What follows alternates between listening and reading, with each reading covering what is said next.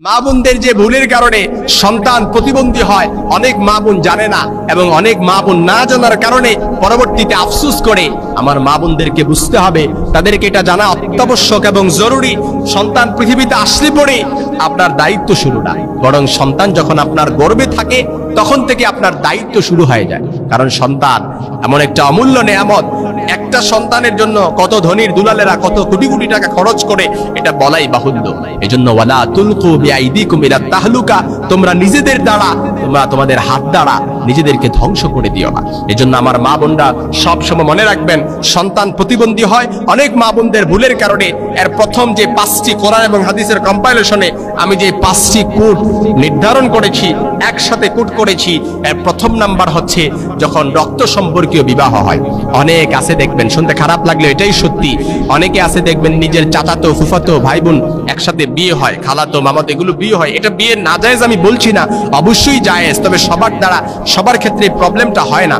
অনেকে আছে দেখবেন পরিবারের আগ থেকেই যদি জেনেটিক প্রবলেম থাকে, যার কারণে প্রতিবন্ধী হওয়ার আশঙ্কা সবচেয়ে বেড়ে যায়। কারণ ইংরেজিতে কিন্তু একটি প্রবাদ আছে, blood ties can carry hidden curses, অর্থাৎ রক্তের সম্পর্কও মাঝে মাঝে কিন্তু গোপন রূপ বহন করে।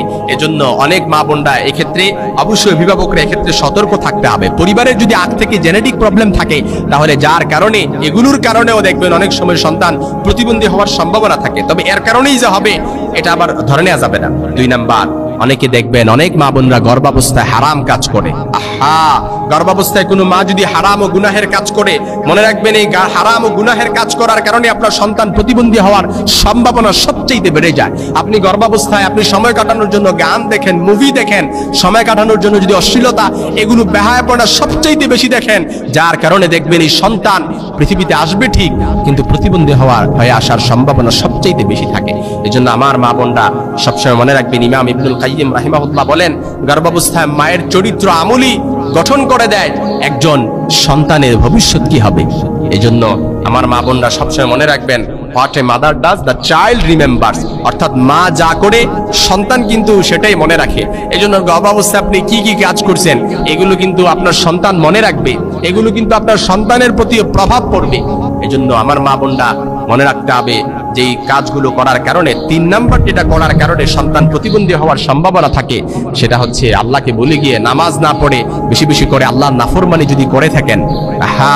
মনে রাখবেন, সন্তান গর্ভাবস্থায় আসছে ঠিক, কিন্তু নামাজ পড়া ছেড়ে দিয়েছেন, আল্লাহকে ভুলে গেছেন। এগুলো করার কারণে এই মা বাবার গুনাহের কারণেও কিন্তু সন্তানের উপর প্রভাব পড়ে। ইমাম গাজ্জালী রাহিমাহুল্লাহর কথা, মা বাবা যেই গুনাহ করবে এটা সন্তানের উপর প্রভাব পড়বে, মা বাবা যেই কাজ করবে এটা সন্তানের উপর প্রভাব পড়বে। এই জন্য মনে রাখবেন, যে করবে নামাজ নেই, কোরআন তেলাওয়াত নেই, সেখানে বরকত কমে যায়, নূর কমে যায়। এজন্য সন্তানকে যদি আল্লাহওয়ালা বানাতে চান, সন্তানকে যদি নৈতিকতার শিক্ষায় শিক্ষিত করতে চান, কিংবা আপনি যদি চান আপনার সন্তানটা একটা নৈতিকবান অর্থাৎ একটা সৎ সন্তান হোক, কিংবা সুন্দর এবং গঠন সব দিক দিয়ে একটা সুস্থ সবল সন্তান যেন আল্লাহ তাআলা দান করেন, এজন্য অবশ্যই আল্লাহকে ভুলে গেলে চলবে না। নামাজ, কোরআন তেলাওয়াত বেশি বেশি করতে হবে। 4 নম্বরে হচ্ছে রক্ত সম্পর্ক, অর্থাৎ গর্ভাবস্থায় হারাম খাবার ও সন্দেহজনক খাদ্য গ্রহণ করা। অনেক মা বোন আছে, অনেক পরিবারে আছে হারাম ইনকাম করে।